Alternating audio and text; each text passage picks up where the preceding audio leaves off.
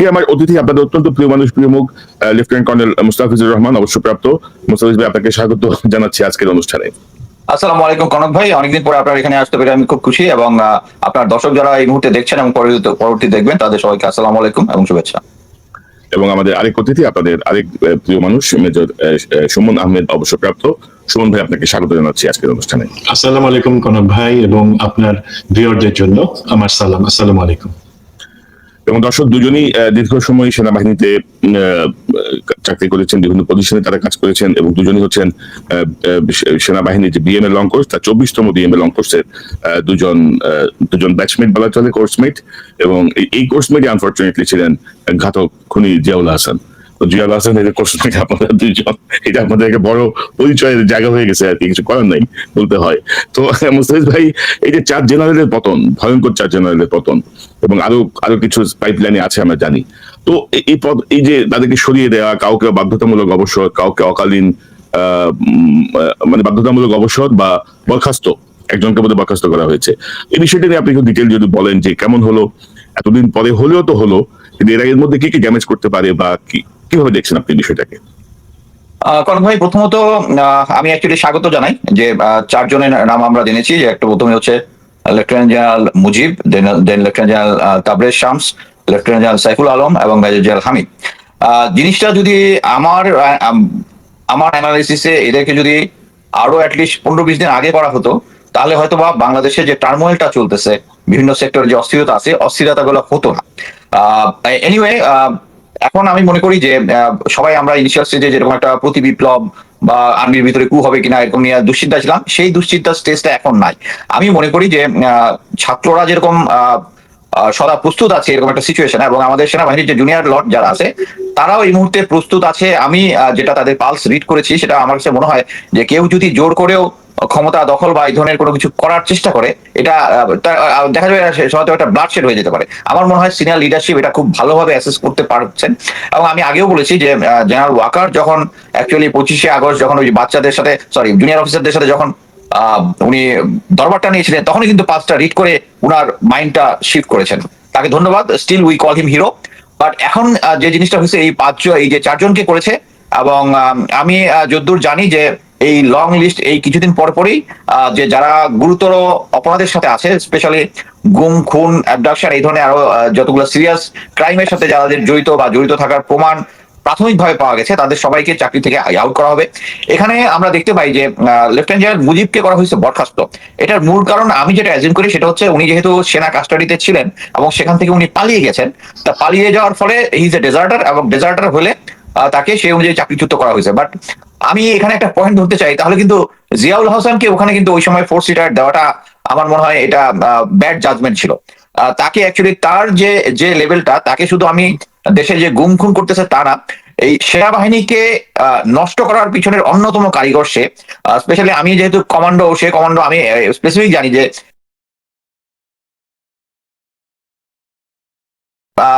এই ধরনের ক্রাইম করিয়েছে। সো এই জিনিসটা আমরা সবাই মিলিটারিতে জানি, কম বেশি সবাই জানে, ওয়াকার স্যার জানে না এমন না। তো তাকে আমি মনে করি যে ওই তখন যদি চাকরিচ্যুত বা বরখাস্ত করা হতো তাহলে বেটার হতো। আর এর সাথে এখন যারা আছে বাকি 3 জন, lieutenant general Tabrez Shams, lieutenant general Saiful Alam এবং মেজর জেনারেল হামিদ, এরা সবাই ছিল ডিজিএফআই তে, এবং ডিজিএফআই কি কি করে আমরা সবাই ভালো মতো জানি। এখন এই মুহূর্তে ডিজিএফআই, এই মুহূর্তে না, মানে 5ই আগস্টের আগ পর্যন্ত তারা ছিল একটা ভয়ঙ্কর একটা অর্গানাইজেশন। এটা নাৎসি গেস্টাপো বাহিনীর সাথে যা তুলনা করা যায়, যারা কালো মাইক্রোবাস নিয়ে ঘোরাফেরা করে এবং তারা সাথে সাথে অ্যারেস্ট করে তাদের মুখ বেঁধে ফেলে হাত পা বন্ধ করে নিয়ে যায়। এবং তাদের সবচেয়ে ইম্পর্টেন্ট জিনিস হচ্ছে যে তারা ইভেন অনেকে একটা কথা বলে যে কাক কাকের মাংস খায় না, কিন্তু আমরা সেনাবাহিনীর লোকজনের এখন পর্যন্ত যত গুম খুন হয়েছে সেনাবাহিনীর লোকজন করেছে। আমরা কিছুদিন আগে একটা দেখেছি যে রিটায়ার্ড ক্যাপ্টেন মারুফ, উনি সম্ভবত অ্যাম্বাসেডার ছিলেন, উনাকে কিভাবে 16 মাস আয়না ঘরের মধ্যে গুম করে রাখা হয়েছে, এবং এটা কারা এটার সাথে জড়িত? ডিজিএফআই এটার সাথে জড়িত। নর্মালি ডিজিএফআই আমরা যেটা বলি, নর্মালি অফিসিয়ালি এটা হচ্ছে joint interrogation cell, it is control by the DGFI. So DGFI CTIB যে ডাইরেক্টরটা আছে, তারা এটা দেখাশোনা করে। সো এই মুহূর্তে যে কাজগুলো করা হয়েছে, যে প্রথম সারির যারা, তাদেরকে দেওয়া হয়েছে। কিন্তু এর প্রতিটা সারির মধ্যে যারা সিটিআইবি তে ছিল, তারপরে সিআইবি তে ছিল, তারপরে এসআইবি, এই সমস্ত যে ব্রাঞ্চগুলো আছে যারা এগুলোর সাথে জড়িত, তাদের প্রত্যেককেই আমার মনে হয় যে brigadier to lieutenant colonel level, একটা ব্রিগেডিয়ার লেভেল, তাদেরকে আইনের আওতায় আনাটা খুবই জরুরি। কারণ আমরা চাই এই সেনাবাহিনীকে রিফর্ম করার জন্য। আর যদি রিফর্ম করতে হয়, আমাদের দেশে যেরকম একটা অরাজকতা আছে, সেটা হচ্ছে বাংলাদেশে কোনো ক্রাইম হলে এটা কোনো বিচার হয় না। সো আমরা যদি সেনাবাহিনীতেও যদি দেখি যে আমরা যে সমস্ত লোকজন আমরা জানি গুম খুন এগুলা ক্যাপিটাল ক্রাইমের সাথে জড়িত, তারা আবার ব্যাক করে মিলিটারিতে ব্যাক করে তারা নর্মাল আমাদের সাধারণ যে অফিসার গুলো আছে, সৈনিক যারা আছে, তাদের সাথে একই জায়গায় চাকরি করতেছে, তাহলে এটা সেনাবাহিনীর যে যে উন্নতি বা সেনাবাহিনীর যে রিফর্ম, এটাকে সিরিয়াস ভাবে ব্যাহত করবে। সো আমি আশা করি যে সরকারের এরকম একটা প্ল্যান আছে, যারা এরকম যারা যে সমস্ত জিনিস অ্যাটলিস্ট আমরা নেত্রা নিউজে দেখেছি, নেত্রা নিউজের রিপোর্টে দেখেছি, যারা এই পর্যন্ত আয়নাঘরের সাথে বা ডিজিএফআই যে সমস্ত ওই ব্রাঞ্চগুলোর সাথে জড়িত ছিল, তাদের প্রত্যেকের আইনের আওতায় এনে তাদের বিচার করা উচিত। এবং যারা এই পর্যন্ত র্যাবে, এনএসআই, ডিজিএফআই তে যারা এই এবং প্লাস হচ্ছে এই বর্তমান যে বিপ্লবটা যেটা হয়েছে, বিপ্লবের সাথে, এবং আমরা কিন্তু রিপোর্ট পেয়েছি যে ব্রিগেডিয়ার নিশাদ যে আছে ডিজিএফআই তে ছিল, সে কি করেছিল, সে কিন্তু ওই যে ছাত্র আন্দোলনের নাহিদুল ইসলামকে সম্ভবত তুলে নিয়ে আসছিল, নিয়ে ডিবি কে হ্যান্ড ওভার করছে, ডিবি আবার ডিজিএফআই কে দিয়েছে, ডিজিএফআই আবার গিয়ে রাস্তায় তাকে ফেলে দিয়ে আসছে। এই ধরনের সিচুয়েশন হচ্ছে, মানে তারা প্রতিটা জায়গায় প্রতিটা আন্দোলনের যতগুলা কঠোরভাবে গুলি করা থেকে শুরু করে সবগুলোর সাথে ডিজিএফআই জড়িত।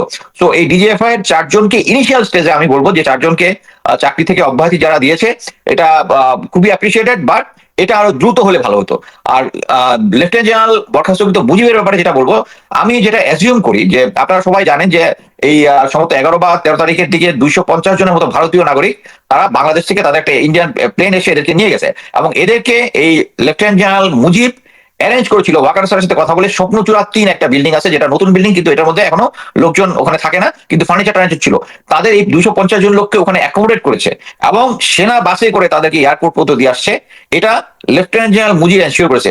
এতে বোঝা যাচ্ছে যে লেফটেন্যান্ট জেনারেল মুজিব অ্যাকচুয়ালি ভারতীয় অ্যাসেট, যে তাদের হয়ে কাজ করতেছে। আমরা 25 এবং 26 ফেব্রুয়ারি যে পিলখানা হত্যাকাণ্ডের পরে দেখি যে আমরা ওই সময় এমন একটা সিচুয়েশনে ছিলাম, কেউ অ্যাকচুয়ালি ক্লিয়ারলি থিঙ্ক করতে পারতেছিলাম না যে এখন আমাদের কি করা উচিত। আমাদের যেহেতু টপ কমান্ড লেভেল সবকিছুই শেখ হাসিনা প্লাস ভারতীয়রা কন্ট্রোল করতো, বাট এই মুহূর্তে কিন্তু এই যে যখন এই বিপ্লবটা হলো, বিপ্লব হওয়ার পর কিন্তু ভারত কিন্তু বুঝে গেছে যে নর্মাল সিচুয়েশনে যে আমাদের যে এজেন্ট গুলো এখন গ্রাউন্ডে আসে, এদেরকে পালায় যেতে হবে। আর আমাদের কমান্ড এটা বুঝতে পারেনি যে এখন এদেরকে আটকাইতে হবে, বিকজ এই দেশের, কারণ ওই কমান্ড স্ট্রাকচারের মধ্যেই আমরা চেঞ্জ করিনি। এটা যদি বিপ্লবী সরকার যদি সরাসরি দায়িত্বটা নিত, তাহলে কিন্তু এই জিনিসটা হতো যে টপ লেভেলের গোয়েন্দা পুলিশ বা আর্ম ফোর্সেস যারা আছে তাদেরকে টপল করে যারা ডেডিকেটেড, তারা দিলেই কিন্তু এদেরকে ধরে ফেলতে পারতো। কিন্তু কি হলো, আমরা আমাদের ওই ইন্ডিয়ানরা অ্যাসেস ঠিক মতো করেছি, এখন টিকা যাবে না, যে কোনো সময় ধরা পড়তে পারি। তাদের এই 250 জন সহ আমরা শুধু জাহানাবাদ ক্যান্টনমেন্টে জানি যেখানে 21 জন ছিল, এরা ক্যান্টনমেন্টের ভিতরে তারা থাকতেছিল। এবং এখানে শুধু না, সারা বাংলাদেশের প্রতিটা ক্যান্টনমেন্টেই এই ধরনের ছিল। ইভেন এই ইয়ার আগে একটা প্লেন নেমেছিল কুর্মিটোলাতে, ওখান থেকে 400-র মতো লোক এসেছিল এই আন্দোলনকে করার জন্য, এসে তারা কাজ শেষ করে ওই প্লেনেই চলে গেছে। এই জিনিসগুলোর কোনো রেকর্ড কি জন্য নাই? কারণ আমাদের গোয়েন্দা সংস্থা তখন ছিল, তাদেরই গোয়েন্দা সংস্থা ছিল, তারাই সবকিছু কন্ট্রোল করতো। কিন্তু আমরা কুইক টাইম এটার কমান্ডটা নিতে পারি না। এই যে বিপ্লবের পরে যে যেহেতু বিপ্লবটা ছাত্র জনতা দিয়ে হয়েছে, যেহেতু অ্যাডমিনিস্ট্রেশনের কোনো ছিল না, এখানে যোগদান ছিল না, পার্টিসিপেশন ছিল না। সো এই অ্যাডমিনিস্ট্রেশনের ভিতরে যারা ছিল তারা তাদেরই লোক ছিল, এই সুযোগে সমস্ত লোকজন ওখান দিয়ে পালিয়ে গেছে। যেটা এক্স্যাক্টলি হয়েছে 25 ফেব্রুয়ারির সময়, যে ভারতীয় কিলার যারা আছে, যেটা সুমন এর আগের ইয়াতে কনফার্ম করে বলেছে, আমিও এর আগে বলছি, তারা ওই সাহারা খাতুনের অ্যাম্বুলেন্সে দিয়ে বের হয়ে চলে গেছে আমাদের কনফিউশনের দিয়ে। বাট আমি মনে করি এই সিচুয়েশনটা এখন ভারত, আমি বলবো যে একটা ব্যাকফুটিং আছে, এবং তারা নিজেরা বুঝতে পেরেছে যে আমাদের যে ভারতীয় পণ্য বয়কট যেটা ছিল, এটার মধ্যে আমাদের একটা মনস্তাত্ত্বিক ভাবে আমরা ভারত বিরোধী হয়ে গেছি। এবং মনস্তাত্ত্বিক ভাবে ভারত বিরোধী শুধু আমরা হইনি, তাদের প্রতিটা নেইবার যারা হচ্ছে সবাই মনস্তাত্ত্বিক ভাবে ভারত বিরোধী হয়েছে। এবং আমি কয়েকদিন আগে জাস্ট ভারতীয় জেনারেলরা প্রায় আগে তারা তো নর্মালি বই টই লিখতেন, এখন তারা কিছু ওয়েবিনিয়ার করেছে, ওয়েবিনিয়ারের মধ্যে তারা ওই সেম জিনিসটাই বলতেছে যে বাংলাদেশের তাদের ভাবটা ওইটাই, আওয়ামী লীগের এগেইনস্টে যারা আছে তারা হচ্ছে ইসলামোফোবিক, এবং তাদের এখানে যারা মাইনরিটি আছে তারা সেফ না। এবং এট দ্য সেম টাইম আমি একটা জিনিস খেয়াল করলাম, তাদের বয়ানের মধ্যে একটু চেঞ্জ, তারা এখন আমাদেরকে অ্যাপ্রিসিয়েট করার চেষ্টা করতেছে, যে মানে আমাদের মনস্তত্ত্বটা যে তাদের দিকে বিষয় গেছে, এবং এটা যে ইন ফিউচারে এটা একটা খারাপ দিক বয়ে নিয়ে আসবে। এবং তারা অলরেডি জানে যে তাদের মণিপুরে একটা ক্রাইসিস চলতেছে, এবং ফিউচারে যদি আমাদের সাথে আমরা যদি একটু, তারা যেভাবে অ্যাগ্রেসিভ ইন্টেলিজেন্স করে, আমরা যদি এর 10% করি, 10% করি, তাদের এই 7 সিস্টারের মধ্যে আগুন লেগে যাবে। এবং এই সিচুয়েশনে তাদের ফিউচারে মানে তাদের ফিউচার, তাদের যে সিকিউরিটি কস্ট, তারা কেন আমাদেরকে কন্ট্রোল করার চেষ্টা করে? Because of the security of the 7 sister. এই 7 সিস্টারে যখন আগুন লেগে যাবে তখন তারা এটা কন্ট্রোল করতে পারবে না। অনেকে এটা নিয়ে আলোচনা করে বাংলাদেশ তারা আক্রমণ করতে পারে। বাংলাদেশকে তারা আক্রমণ করলে তাদের 7 সিস্টার চলে যাবে, এটা তারা ভালো মতো জানে। বাট এই মুহূর্তে তাদের একটা, হ্যাঁ বলেন। এই প্রসঙ্গটা আসছি আপনার কাছে, একটু বিস্তারিত আসবো আমরা। তার আগে আমি দুটো বিষয় আপনার কাছে প্রশ্ন রেখে আমি সুমন ভাইয়ের কাছে যাবো। এটি হচ্ছে, ধরেন একে দাবি আসছে, ধরেন ডিজিএফআই গত 15 বছরে যেভাবে ব্যবহৃত হয়েছে, ডিজিএফআই একটা আতঙ্কের নাম, ভীতির নাম। তো এই নামটাকে পরিবর্তন করা যায় কিনা, বা আপনি যে আর্মিকে যে সংস্কারের কথা বলছেন, রিফর্মের কথা বলছেন, সেই রিফর্মের পার্ট হিসেবে ডিজিএফআই কে কি করা যেতে পারে, এই বিষয়টা নিয়ে আমরা কথা বলবো। পাশাপাশি আয়নাঘরের কোনো তালিকা কিন্তু হয় নাই, যে আয়নাঘরে কারা কারা ছিল, কোথায় কোথায় ছিল, এবং বিভিন্ন জনের বয়ানে আমরা যেটা দেখি, শুধু আয়নাঘর তো একটা না, এবং বহু জায়গা আছে, আসলেই সেগুলোর কি অবস্থা, এই বিষয়টা নিয়ে আপনাকে বক্তব্য জানবো। সুমন ভাই, আপনি কিভাবে দেখেন এই 4 ভয়ঙ্কর জেনারেলের পতন? এবং আপনি কদিন আগে একটি অনুষ্ঠান করেছিলাম যেখানে আপনি বলছিলেন যে খুনি চক্র এখনো জেনারেল ওয়াকারের আশেপাশে, এবং সরিস ভাইয়ের সঙ্গে আমরা আগেও কথা বলেছি, এইভাবেই আমরা বিভিন্ন সময় আলোচনা করেছি। আপনি একদম সুনির্দিষ্টভাবে সেই সময় বলেছিলেন সপ্তাহ আগে। তো আপনার বিশ্লেষণটা কি, আপনার অবজারভেশনটা কি? ওকে, কর্নেল মুস্তাফিজ যেহেতু জিনিসটা একটা, আমি গতকালকে ইনফ্যাক্ট ওর লাইভটাতে ছিলাম এবং আই ভেরি মাচ অ্যাপ্রিসিয়েট যে কিছু জিনিস সে আলাপ করেছে। আমরা যখন এই 4 জনের ব্যাপারে আসি, আমি জিনিসটা আর্মির মধ্যে সীমাবদ্ধ না থেকে বা আর্ম ফোর্সেস মধ্যে সীমাবদ্ধ না থেকে একটু জাতীয় আঙ্গিকে জিনিসটাকে একটু বোঝার চেষ্টা করি। একটা হচ্ছে, যদি আর্মিতে দেখি যে 4 জন, তারা প্রফেশনাল দিক থেকে, পেশাগত জ্ঞান দক্ষতার দিক থেকে তারা কিন্তু অনেক একটা ভালো জায়গায় ছিলেন। আমি এটা বলবো না যে তারা খুব খারাপ লোককে পিক অফিসার হিসেবে খারাপ ছিলেন, নো। যদি শুধুমাত্র ইউনিফর্মের কথা চিন্তা করি, তারা আমার কলিগ ছিলেন, তারা প্রফেশনালি পেশাগত দক্ষতার দিক থেকে অনেক অনেক ভালো উপরে জায়গায় ছিলেন। বাট আমি আগেও একবার বলছি যে আমরা যখন সেই ইউনিফর্মটার ইজ্জত রাখতে না পারি বা সেইটাকে আমরা অপব্যবহার করি, সেটা আমাদের শুধু আর্মির জন্য না, সেটা আমাদের জাতির জন্য খারাপ। এখন এই 4 জনের মধ্যে 3 জন, যে মেজর জেনারেল হামিদ এবং লেফটেন্যান্ট জেনারেল তাবরেজ শামস বা লেফটেন্যান্ট জেনারেল সাইফ, তাদের সংশ্লিষ্টতা যেটা আয়নাঘরের সাথে বা ডিজিএফ এর সাথে ছিল, সেটাই অল্প বিস্তর সবাই জানে। বাট আপনারা একটা জিনিস শুধু মনে রাখবেন, সেটা হচ্ছে কি, এদের প্রত্যেকের সাথে কিন্তু ভারতীয় গোয়েন্দা সংস্থা এবং তার সাথে অন্যান্য যেই বাহিনীগুলা, শুধু দেশের বাইরে না, দেশের মানে সে দেশের ভিতরে না, দেশের বাইরে, তাদেরও একটা সংশ্লিষ্টতা ছিল। এবং আমি মনে করি এখন যে পদক্ষেপটা আমাদের সরকার নিয়েছে, অবশ্যই সেনা প্রধানের রেকমেন্ডেশনেই তাদেরকে বহিষ্কার অথবা বাধ্যতামূলক অবসর দেওয়া হয়েছে, সেটা খুব জরুরি ছিল। আমি একজনের কথা শুধু বলি, যে লেফটেন্যান্ট জেনারেল মুজিব, উনি কিন্তু আপনি তাকায় দেখবেন ওনার বেশ একটা গুরুত্বপূর্ণ সময়, উনি লং টার্ম, বছর ব্যাপী উনি ভারতে বিভিন্ন কোর্স করেছেন, প্রফেশনাল কোর্স যেগুলো আমরা বলি। এবং সেই সময়ে উনি 3 মাস সেখানে, 3টা সময় সেখানে অনেক সময় ধরে ছিলেন।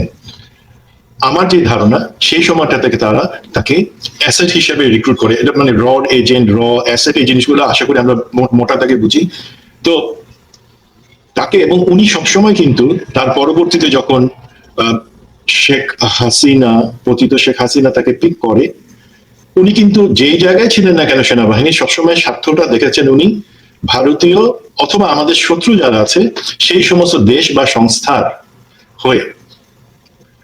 আমাদের এখানে আমরা যে এখন খুনি জিয়াউল হাসান বা ডিবি হারুন, যাদের কথাই বলি না কেন, তাদের প্রতিটা কাজের সাথে তাদের সংশ্লিষ্টতা ছিল। তো আরেকটা, আমি আপনার দেখতে পাচ্ছি যে আপনার এই ডিসকাশনে আরেকটা টপিক আছে, যেটা হচ্ছে ব্ল্যাকমেইলিং রিলেটেড বা চরিত্র হনন। এই জায়গাটাতে কিন্তু একটা কনসার্টেড বা সমন্বিত যে একটা এফোর্ট দেওয়ার জায়গা, সেই জায়গাটা কিন্তু এই লেফটেন্যান্ট জেনারেল মুজিবুর রহমান উনি করতেন। সুতরাং আমরা যে মনে করবো না শুধু তারেক সিদ্দিকী বা জিয়া এই জিনিসটা করতে, তা না, এটা কনসার্টেড হতো, কারণ এই সমস্ত বাহিনীর এফোর্টটাকে নেয়া এবং সেটা যে তাদের উদ্দেশ্য হাসিলের জন্য হচ্ছে, সেই জিনিসটা উনি দেখতেন। সুতরাং আমি মনে করি শুধু সেনাবাহিনী যে বেশ খানিকটা কলঙ্ক মুক্ত হয়েছে, কাদা সরাই ফেলতে পারছে, শুধু সেটা না, এটা জাতির জন্য এবং আমাদের ভবিষ্যতে আমরা যে এই যে খারাপ কাজগুলোর কথা এখন আমরা ওপেনলি বলতে পারতেছি, সেই খারাপ কাজগুলো আমরা অনেকাংশেই বন্ধ করে আনতে পারবো। এটা হচ্ছে আমার অ্যাসেসমেন্ট। আর আমি যেহেতু বলছি যে জাতীয় আঙ্গিকে শুধু আর্মির কথা চিন্তা করলে অ্যাকচুয়ালি হবে না, আর্মির বাইরে এই চারজন, তাদের থেকেও অনেক ভয়ঙ্কর কিছু লোক আছে যারা আমাদের পার্শ্ববর্তী ভারতের স্বার্থ রক্ষা অথবা এই আওয়ামী লীগ, স্বৈরাচারী আওয়ামী লীগ বা সরকারের এজেন্ডাগুলা খুব খারাপ ভাবে গুম খুন হত্যা এইসব করে বাস্তবায়ন করে। তার মধ্যে আরো আমি জাস্ট অনেক নামই বলতে পারি। আমি এখন যে দুইজনের কথা বলবো, দুইজনের নাম, তার একজন হচ্ছে আমাদের ফরেন সার্ভিসে ফরেন সেক্রেটারি হিসাবে 13 বছর ছিলেন একজন সচিব, শহীদুল হক। আমাদের বাংলাদেশের হিস্ট্রিতে কোথাও নাই যে একটা সচিব 13 বছর ধরে একটা গুরুত্বপূর্ণ মন্ত্রণালয়ে আছে। কেন আছে? বিকজ সে হচ্ছে খুবই জ্ঞানী একটা লোক, অনেক জায়গায় লেকচার দিয়ে বেড়ায়। সো সেও ছিল ভারতের রড একটা অ্যাসেট। বাংলাদেশের প্রতিটা যে অবৈধ নির্বাচন, ভোটারবিহীন নির্বাচন অথবা বিরোধী দলকে দমায় রেখে বাইরে রেখে যে নির্বাচন, প্রতিটার বৈধতা আনা আন্তর্জাতিক পর্যায় থেকে, সেটার জন্য সে কাজ করেছে। এমন না যে সে আওয়ামী লীগ তাকে বলে দিচ্ছে এইভাবে কাজ করো। আপনারা তার পাসপোর্ট চেক করলেও দেখতে পাবেন এবং খোঁজ নিলে দেখতে পারবেন প্রতিটা এই ধরনের 14, 18, 24 প্রতিটা নির্বাচনের আগে বেশ কিছুটা সময় ধরে সে কিন্তু ভারতে অবস্থান করত এবং তারপরেও সে ভারতে অবস্থান করত। আগে কেন?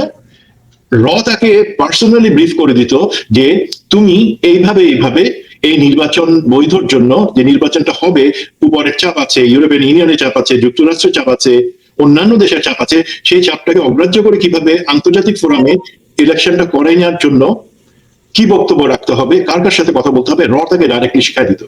এবং একটা নির্বাচন হয়ে যাওয়ার পরে কোনো ক্ষেত্রেই দেখা যেত যে আওয়ামী লীগ বা শেখ হাসিনার সরকার বৈধতা বা স্বীকৃতি পাচ্ছে না, তখন আবার তাকে ফিড করতো, বুঝাই দিত, বলতো, ছকে বলতে এইখানে যাবা, এই জিনিস বলবা, আমাদের সেখানে অ্যাসেট আছে, তারাও তোমাকে হেল্প করবে, আমাদের মিডিয়া আছে, তারাও সেখানে হেল্প করবে। এই শহীদুল হক, তাই তো? এক্স্যাক্টলি। উনি 13 বছর ধরে আমাদের পররাষ্ট্র মন্ত্রণালয়ের সচিব ছিলেন। সাধারণত আমরা কয়েক বছর, 3 থেকে 4 বছরের মধ্যে একটা পরিবর্তন দেখতে পাই, সেটা হয় নাই। যেহেতু সে অত্যন্ত সার্থকভাবে এই খুনি হাসিনা এবং তার আওয়ামী লীগের স্বার্থটা ভারতের পক্ষ হয়ে দেখছে এবং আমাদের দেশে যে 15 বছর ধরে যে অনাচার, সেটা যে বাইরে থেকে আন্তর্জাতিক চাপটাকে হালকা করে দেওয়ার জন্য সে যথেষ্ট কাজ করছে। এখন বলবেন যে ঠিক আছে, সে হয়তো দেশের জন্য কাজ করছে। তাকে যে সেই অ্যাকাউন্টটা কোথা থেকে আসছে সেটা আমি পরে বলছি। অজস্র টাকা, আমাদের জনগণের রক্ত বা ঘামের টাকা, সেইটা তারা ব্যবহার করত বিভিন্ন দেশে বিভিন্ন ধরনের লোক বা নেতার পিছনে বা মিডিয়ার পিছনে, যাদেরকে ব্যবহার করে তারা এই স্বীকৃতি আনতো যাতে পতিত হাসিনার সরকার টিকে থাকে এবং কোনো না কোনো ভাবে কিছু আন্তর্জাতিক স্বীকৃতি পায়। আরেকটা হচ্ছে এজেন্ট, যে সরাসরি সে এজেন্ট, আমি তাকে কিন্তু অ্যাসেট বলছি না, সে হচ্ছে পতিত আওয়ামী লীগের দপ্তর সম্পাদক মৃণাল কান্তি দাস। মৃণাল কান্তি দাসের জিনিসটা হচ্ছে, হ্যাঁ এক্স্যাক্টলি, এই লোক খুব ভালো একটা নরম চেহারা, বাট আওয়ামী লীগের প্রতিটা সুধা শোধন অফিস, ধানমন্ডির অফিস, দেন গুলিস্তানের যে অফিস, প্রতিটা অফিসে কিন্তু তার জন্য আলাদা ওয়ার্ল্ড থাকতো, যেখানে ক্যাশ টাকা থাকতো। এটা আমি 1 কোটি 2 কোটিতে বলতেছি না, এটা 600 কোটি টাকা সেখানে রাখা থাকতো। এবং প্রতিটা নির্বাচনের আগে তাকে একটা লিস্ট দিত। মনে রাখবেন যে আওয়ামী লীগের একটা দেখানো হোক অথবা সত্যিকার ভাবে হোক, একটা নির্বাচনী কমিটি, সিলেকশন কমিটি হতে নির্বাচনের আগে কাকে কাকে এমপি মনোনয়ন দেওয়া হবে, সেটা গণতান্ত্রিক প্রক্রিয়া। বাট তার মধ্যে যাকে ধরেন আপনি 300 জনকে দিলেন, দেখা যেত সেই লিস্ট, ইভেন যদি সেটা স্বৈরাচারী পতিত হাসিনা সে অ্যাপ্রুভ করে দিয়েছে, তারপরও মৃণাল কান্তি আবার সেই লিস্ট নিয়ে যাইতো তার কাছে, বলতো যে না, এই লিস্ট থেকে এই 50 বা 60 জনের চেঞ্জ আছে। সেই চেঞ্জ রিকোয়েস্টটা কোথা থেকে আসতো? রিকোয়েস্ট না বলে আমি বলবো আদেশ। সেটা আসতো কিন্তু সরাসরি ভারত থেকে, যে আমরা চাই একে। এবং স্বাভাবিকভাবেই হাসিনা যেহেতু ভারতের সেবাদাসী ছিল, সুতরাং সে সেই হিসাবে সেগুলোকে মেনে নিত। এবং এই ক্ষেত্রে আমরা নির্বাচন তো হতো না, বাট যাকে আমরা আমাদের সরকার পরিচালনায় দেখতে পারতাম, তারা সরাসরি আশীর্বাদ পুষ্ট লোকজন সেখানে আসতো। এখন আমি কেন এই দুইটা জিনিস বা এই দুই লোকের কথা বললাম এখানে? আমরা আর্মির ব্যাপারে অনেক কিছু বলছি, এবং একটা পজিটিভ দিক হচ্ছে কি, এই সরকার, সেনাবাহিনী এবং বিশেষ করে সেনাবাহিনী জুনিয়র অফিসাররা কিন্তু এই জায়গাটাতে অত্যন্ত সোচ্চার। আমি জানি এইখানেই এই পরিবর্তন বা বরখাস্ত করা বা কাউকে বিচারের আওতায় নেয় সেটা থেমে থাকবে না। অ্যাটলিস্ট আর্মিতে সেই জিনিসটা হবে, এখন আমি বিশ্বাস করি। বাট আমাদের চোখ আস্তে আস্তে কিন্তু ওই জায়গায় ফোকাস হয়ে যাচ্ছে। বাইরে এখানে পতিত আওয়ামী লীগ অথবা সচিব অথবা মিডিয়া অথবা বিচার বিভাগে যারা আছে, আমরা মহিউদ্দিন খান আলমগীরের কথা বলি না, আমরা সেই স্বৈরাচারী খুনি কামরুল, যে 2টা মন্ত্রণালয় ছিল, তার কথা আমরা ভুলে যাচ্ছি হয়তো। তেমনি ভাবে পুলিশ বা বিচার বিভাগে যারা আছে, খায়রুল হক, তার নামে কিন্তু আমি জানি না এখন পর্যন্ত কোনো মামলা হয়েছে কিনা, বাট দেশের সব থেকে বড় সর্বনাশের একটা বিচারপতি খায়রুল হক করেছে। তো এই জায়গাগুলোতে আমি মনে করি আমাদের ফোকাস আনা দরকার, এবং এই ফোকাসের মধ্যে স্পেশালি তাদেরকে আরো বেশি গুরুত্ব দিয়ে তাদের ব্যাপারে অনুসন্ধান বা মামলা করা দরকার, যারা ভারতীয় এজেন্ট হিসেবে কাজ করেছে বা এখনো করে যাচ্ছে। এটা আমার বক্তব্য। তো সুমন ভাই, ধরেন আমার মনে হয় যে প্রক্রিয়াটা শুরু হয়েছে, কারণ এই যেসব জেনারেলদের কথা আমরা বলছি তারা ছিল ধরেন এই খায়রুল হক সহ এইসব অনেকে রক্ষা কবচ। এবং আপনি যদি দেখেন অ্যাকর্ডিং টু আইএসপিআর 627 জন সেনানিবাসে আশ্রয় নিয়েছিল। আর কাদের কাছে আশ্রয় নিয়েছিল? এদের শেল্টারই তো ছিল, এরাই তো তাদেরকে ডেকেছে বা এরাই বলেছে যে আমাদের শেল্টার দাও, এরাই ব্যবস্থা করেছিল। তো ধরেন মাথা যখন আস্তে আস্তে সরে যাবে, আমার মনে হয় যে সিভিলেও এরা অনেক বেশি নিয়ন্ত্রণে চলে আসবে। তো খুব সংক্ষেপে আমি যেটা বলছিলাম মোস্তাফিজ ভাইকে, যে ডিজিএফআই এর নাম পরিবর্তন বা রিফর্মটা, ডিজিএফআই মানে একটা আতঙ্ক, মানে এরকম জায়গাটা থেকে কি আপনি মনে করেন যে এই নামটা পরিবর্তন হওয়া দরকার?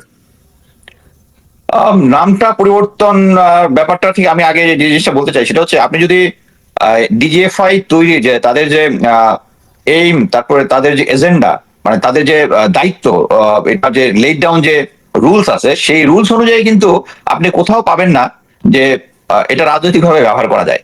বাট এই টুলস গুলা প্রতিটা সরকার এসে রাজনৈতিকভাবে ব্যবহার করে দেখেই আমাদের এই সিচুয়েশন বর্তমানে।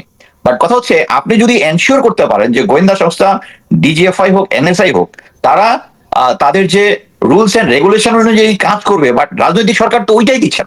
মনে করেন তাদের কি কাজ? তাদের কাজ হচ্ছে ডিজিএফআই, আর্মি, নেভি, এয়ারফোর্স, তাদেরকে কাউন্টার ইন্টেলিজেন্স এবং এক্সটার্নাল ইন্টেলিজেন্স, যেটা বিদেশে আছে আইবি আছে, মানে ইয়াতে যেরকম আছে MI5 MI6, একটা ইন্টারনাল ইন্টেলিজেন্স দেখে কাউন্টার ইন্টেলিজেন্স, আর একটা দেখে ফরেন ইন্টেলিজেন্স। মনে করেন এদের দায়িত্ব তো ওগুলা।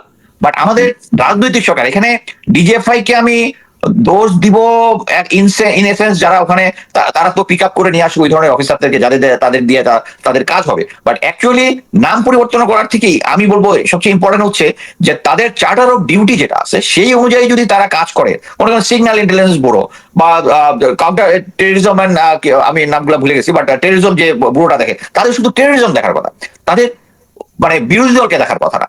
সো আমাদের দেশে যেহেতু এই জিনিসটা একদম দুর্বল, এই কারণেই আইনের শাসনটা দুর্বল। আমি মনে করি আমাদের প্রথমে হচ্ছে এই যে আইন করে যদি পারা যায় বা কোনোভাবে এই রাজনৈতিক দলগুলোকে, এই গোয়েন্দা সংস্থাগুলোকে তাদের স্বার্থে ব্যবহার না করতে পারাটাই হচ্ছে রিফর্মের একটা অংশ হওয়া উচিত। নাম পরিবর্তন অ্যাকচুয়ালি ডাজন্ট ম্যাটার, আমি মনে করি নাম পরিবর্তন করাই যেতে পারে। বলছি কেন, ধরেন এই যে মানুষ যখন শুনে র্যাব থেকে বলছি বা র্যাবে আসেন, মানুষের মধ্যে একটা শীতল একটা শিহরণ হয়ে যায়। ডিজিএফআই থেকে বলছি, মানুষ এটাকে খুব নেগেটিভলি নেয়, মানুষ আতঙ্কগ্রস্ত হয়ে পড়ে। হয়তো কোনো ইনফরমেশনের জন্য ফোন দিচ্ছে, কিন্তু তার মাথায় আছে এই ডিজিএফআই আপনার ডেকে নিয়ে ব্যাংকে শেয়ার ট্রান্সফার করছে, ডেকে নিয়ে ব্যবসায়ীদের থেকে টাকা নিচ্ছে। অথচ এটা কিন্তু তাদের চার্টার ডিউটি না, এটা কিন্তু তাদের চার্টার ডিউটি না। সেটা তো প্রমাণিত এখন যে ভাই এটা কাজ না, মানুষ ভয় পায়, সে ভয়ের জায়গাটা এখন বলছি। তো সুমন ভাইয়ের কাছে আসবো।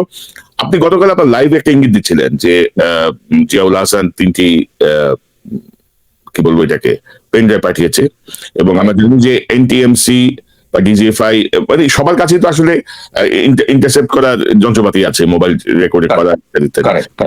তো তারা ধরেন ইন্ডিয়ার এই হানি ট্র্যাপিং এর যে বিষয়টা, ইন্ডিয়া যেমন আমাদের অফিসারদেরকে হানি ট্র্যাপ করে, তারা এরকম বিভিন্ন রাজনৈতিক নেতা বা তাদের অফিসারদেরকে হানি ট্র্যাপ করেছে, তাদের ব্যক্তিগত অনেক কিছু তারা রেকর্ডে নিয়ে রেখেছে। এগুলো নাকি এখন তারা আবার সামনে নিয়ে আসতে চাচ্ছে এই সরকার কনস্টেবল করার জন্য, এবং আপনি কিছুটা ইঙ্গিত দিয়েছেন, আপনার কাছে কি তথ্য আছে একটু জানতে চাই, তারপর সুমন ভাইয়ের কাছে আসবো। আমি যেটা প্রাথমিকভাবে জানতে পেরেছি যে জিয়াউল হাসান একটা সবাইকে একটা আতঙ্কের মধ্যে রাখার চেষ্টা করতেছে, এবং ওই পেন ড্রাইভটা পাঠিয়ে সে মানে একটা ইঙ্গিত দিচ্ছে, দিস ইজ আ মানে trailer, main thing is still back, এরকম একটা 3 জায়গায় পাঠিয়ে সে একটা বোঝার চেষ্টা করতে, সবাইকে একটা ধারণা দেওয়ার চেষ্টা করতেছে যে তার যদি কোনো কিছু হয় তাহলে সে এই জিনিসগুলো পাবলিক করবে। আর এখন বর্তমানে গোয়েন্দা সংস্থাগুলো তাকে যারা ইন্টারোগেশন করতেছে, অ্যাকচুয়ালি আমি আশানুরূপ কিছু শুনি নাই, সে এখনো নিজের মতোই চলতেছে, তার যখন যে ইনফরমেশনটা দেওয়ার ইচ্ছা হচ্ছে শুধু ওইটাই দিচ্ছে। এবং অ্যাকচুয়ালি যখন তাকে অ্যারেস্ট করা হয়, একজন অফিসারের কাছে আমি শুনেছি তার কাছে একটা ব্যাগ ছিল যেটার মধ্যে হার্ড ড্রাইভ ছিল, বাট কিছুক্ষণ পরে মানে আমি বলবো যে গোয়েন্দাদের ব্যর্থতা, ওইটা নাকি কার কাছে গেছে খুঁজে পায়নি। তো জিয়াউল হাসান শুধু যে তার নিজের কাছে রেখেছে তা না, আমার তথ্য মতে এটা বিভিন্ন জায়গায় অ্যাটলিস্ট 3টা জায়গায় আছে, একটা কানাডাতে আছে, এইটুকু আমি কনফার্ম। আমি যেহেতু সেকেন্ড সোর্সের মাধ্যমে কনফার্ম করতে পারিনি, এই জন্য আমি স্পেসিফিক ভাবে বলবো না। বাট এটা হচ্ছে তার যদি এখন মানে সরকারের যে ডিলেমাটা, সেটা হচ্ছে ফার্স্ট হচ্ছে সে তার যদি নর্মাল বিচার হয়, বিচার হলে যদি ক্যাপিটাল পানিশমেন্ট হয়, সে যদি মারা যায়, ওগুলা সারফেস করবে। আচ্ছা, সে যদি আহ, না তার যদি বিচার হয়, সে যদি মুক্তি পায়, এটা হচ্ছে আরেকটা জিনিস। আর সে যদি যাবজ্জীবন বা এরকম হয়, প্রতিটা জায়গায় হচ্ছে ডেঞ্জারাস। কি জন্য? এখন মনে করেন যে সে মারা গেল, মানে ফাঁসি টাসি হয়ে গেল, এই জিনিসগুলো সার্ফেস করবে যা আমাদের সরকারকে ডিস্টেবিলাইজ করবে। সে যাবজ্জীবন হলো, সে ওখানে থেকে আমাদের পলিটিশিয়ান এবং যাদের যাদের আছে এই সমস্ত জিনিস তাদেরকে কন্ট্রোল করবে। এবং এখনো, এবং এই জিনিসগুলা আমি মনে করি যে যেহেতু তার কন্ট্রোলার ছিল ভারত, ভারতের কাছে যদি এই জিনিসগুলো থেকে থাকে, এটা কিন্তু আমাদের জন্য খুবই একটা ডেঞ্জারাস অবস্থা। এটা হচ্ছে আমাদের রাজনৈতিক নেতৃত্ব, সামরিক নেতৃত্ব এবং সিভিল ব্যুরোক্রেসি, এদেরকে সে মানে জিয়াকে অ্যাকচুয়ালি এর আগে অনেকবার অপশন দেওয়া হয়েছে যে একটা নির্বাচনের পরে যে সে যেন বিদেশে একটা এম্বাসি বা কোনো কিছুতে ওখানে অ্যাম্বাসিডার হয়ে চলে যায়, বা কিন্তু সে হচ্ছে কি এই এনটিএমসির যে call recording and other facilities, কারণ ওখানে যে তাকে যে টাকাটা পয়সা দেওয়া হয় এটার কোনো হিসাব নাই। এটাতে হচ্ছে আমাদের ইন্টেলিজেন্সের যেরকম সোর্স মানে যেরকম বলে ওরকম পুলিশের এরকম বোধহয় একটা ইয়ে আছে যেটার কোনো অডিট হয় না। সো এই জিনিসটা সে খুব ভালোভাবে এনজয় করতো, এবং এনজয় করতে করতে সে যে সেফ এক্সিট একটা নিবে ওইটার কথা নিজেই ভুলে গেছে, এবং শেষ পর্যন্ত নিজের এই ফাঁদে সে নিজেই পড়ে গেছে। বাট এই জিনিসটার কারণে এখন সে যদি ওই রকম একটা সিচুয়েশন হয়, সে যদি যাবজ্জীবন হয় ইয়া হয়, তবুও আমরা যে কোনো একটা সিচুয়েশনের মধ্যে পড়বো।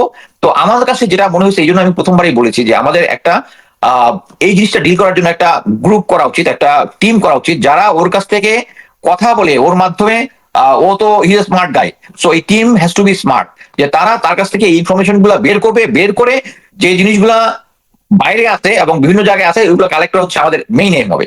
আর এট দ্য সেম টাইম আমি বলবো যে যারা এই মুহূর্তে মনে করছেন যে আমি জিয়াউল আহসানের ভিকটিম হতে পারি, আমি মনে করি যে তাদেরকে including military, including bureaucracy, including মানে যারা পলিটিক্যাল ফিগার আছে, তারা প্রত্যেকের আমাদের মানে আমি কিছুদিন আগে একজন অ্যাকচুয়ালি এখন 5ই ফেব্রুয়ারি পরে আমাকে অনেক পুরোনো মিলিটারি অফিসার এবং সিনিয়র অফিসার তারা আমাকে ফোন করে। তো আমি এর আগে যখন ফোন করতো আমাকে অ্যাটলিস্ট 3জন লেফটেন্যান্ট জেনারেল ফোন করে আমাকে খুব অ্যাপ্রিসিয়েট করছে। আমি তখন বললাম যে স্যার ওইটা যদি আপনি একটা কমেন্ট লেখেন তাহলে তো এটার ইম্প্যাক্ট অনেক বেশি আপনার র্যাঙ্ক অনুযায়ী। ভাইরে তুমি তো জানো না, তুমি তো দেশে থাকো না। আমি অ্যাকচুয়ালি কয়েকদিন আগে এক সিনিয়র অফিসারকে, একজন ব্রিগেডিয়ার জেনারেল ফোন করে তার কাছ থেকে আমি জানলাম যে তাদেরকে ইভেন মসজিদে যাচ্ছে ওখানে গিয়েও তাদের যে কল রেকর্ড করে, কল রেকর্ড করে তাদের যে সমস্ত প্রতিটা মানুষেরই ভাই কিছু না দুর্বলতা থাকে, অনেকের নারী ঘটিত থাকতে পারে, অনেকের মানি ঘটিত থাকতে পারে, আরো অনেক বিভিন্ন জিনিস সামাজিক অনেক কিছু থাকতে পারে। এই জিনিসগুলা তার কাছে সংগ্রহ করা যে একটা প্যাশনের মতো হয়ে গেছিল।